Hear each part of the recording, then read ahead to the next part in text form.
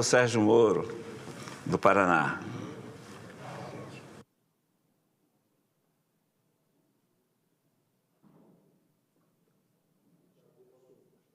Senhor presidente Plínio Valério, nessa sessão, cumprimento os colegas, senadores e senadoras.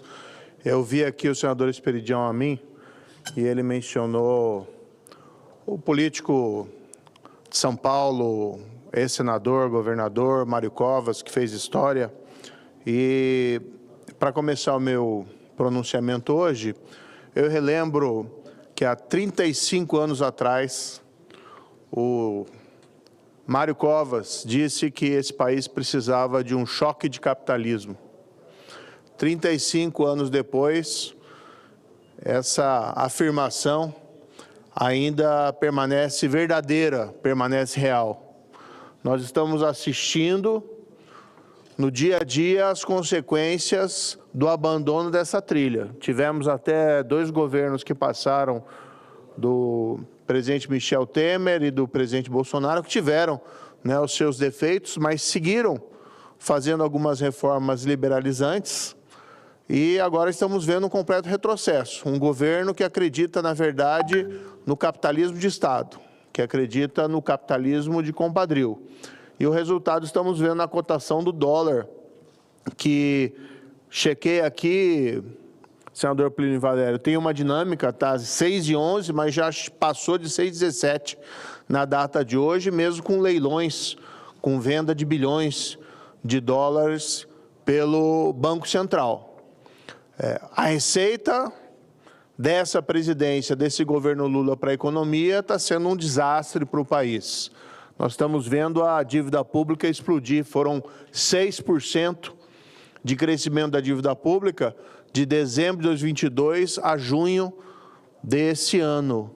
A continuar nesse ritmo, nós estamos cada vez hipotecando o futuro das gerações, porque a dívida cresce, os juros crescem, o serviço da dívida fica maior e vão faltando dinheiro para as obras, vão faltando dinheiro para o serviço público, de segurança, de educação e de saúde. E quando a gente pensa que o cenário atual já é suficientemente dantesco a reclamar reformas e medidas, o que nós vemos é uma inação do governo. Ao contrário, no domingo, o presidente Lula deu uma entrevista à Rede Globo, no qual ele teve a desfaçatez de afirmar que eles plantaram até esse momento e que em 2025 eles vão começar a colheita. Qual colheita é essa? Qual é essa colheita do juro subindo, gerando endividamento não só público, mas também do setor privado, das famílias, já que a taxa de juros básico reflete igualmente na economia? Qual planejamento é esse? Que nós estamos vendo um derretimento dos fundamentos da nossa economia. E aqui temos um contraste muito grande, senador Mourão, porque nós estamos vendo nosso vizinho do lado, a Argentina.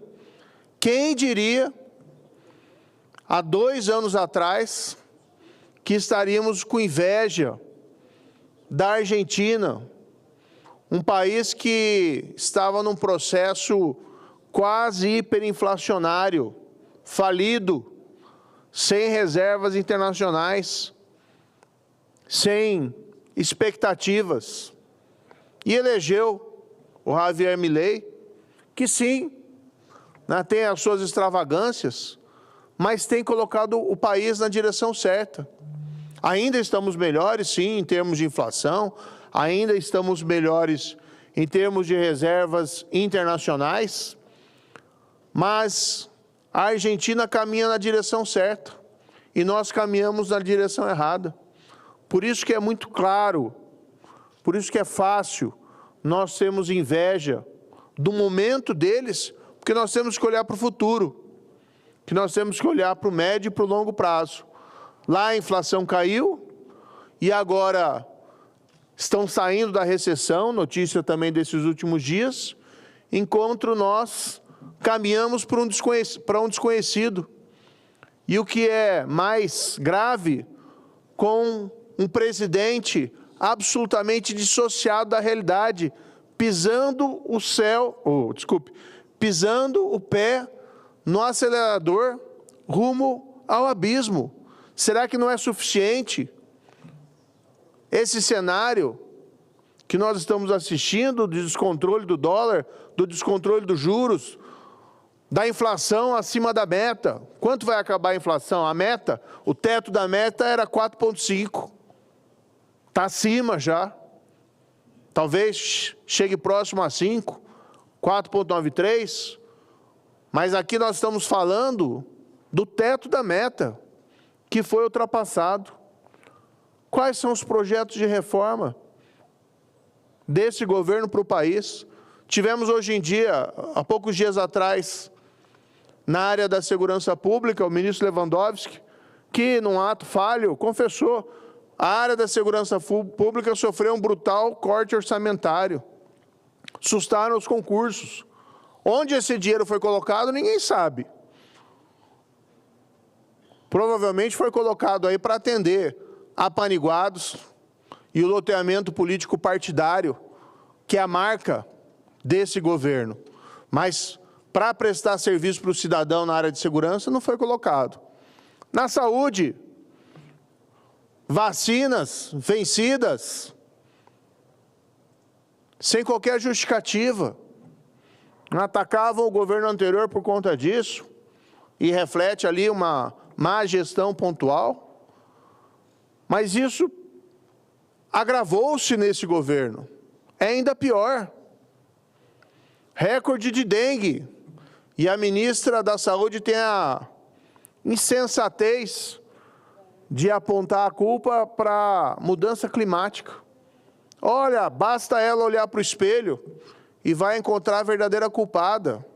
Está lá a falta de gestão do seu ministério, a incapacidade de fazer políticas públicas, que é a marca e a cara desse governo, é a incompetência e a insistência em adotar as ideias erradas.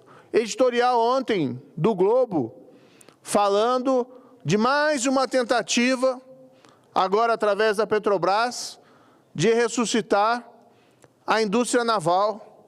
E aí nós encontramos o que já vimos no passado: financiamento público, subsídio de juros através do BNDES ou através de fundos. Política de conteúdo nacional. Ora, numa área dessa, é essencial que haja uma inserção do Brasil nas cadeias produtivas internacionais, para baratear o custo da produção, para poder nós também introduzirmos novas tecnologias no nosso país. Estão fazendo tudo que fizeram de errado no passado. Como se não bastasse a mancha moral. A marca desse governo é a mancha moral de colocar corruptos em liberdade.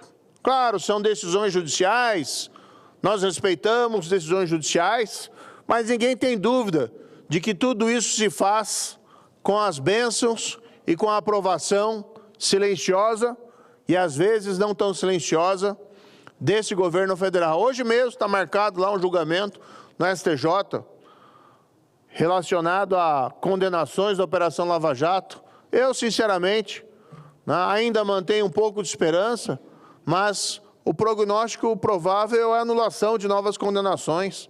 Seja qual for o motivo, o fato é que ninguém condenado por corrupção, corrupção é essa vida durante os governos do PT, com várias cortes partidárias, está sendo mantido sancionado. Porque a marca também desse governo, além da incompetência na economia, é a imoralidade, é a falta de preocupação com o erário. E aqui nós estamos vendo as consequências. Lula disse na entrevista que em 25 vão colher o que plantaram, mas o que nós estamos vendo é que ele se esqueceu daquele velho ditado, daquele versículo de que quem planta vento, colhe tempestade. Mas o grande problema é a falta de percepção do caminho errado e a insistência no erro. O pé no acelerador ao caminho do abismo. E por que isso, senador Plínio Valério? Qual a explicação racional para esse tipo de comportamento?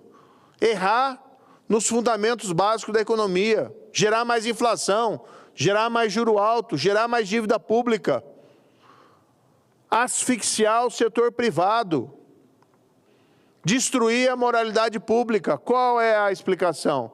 A explicação é eleitoral.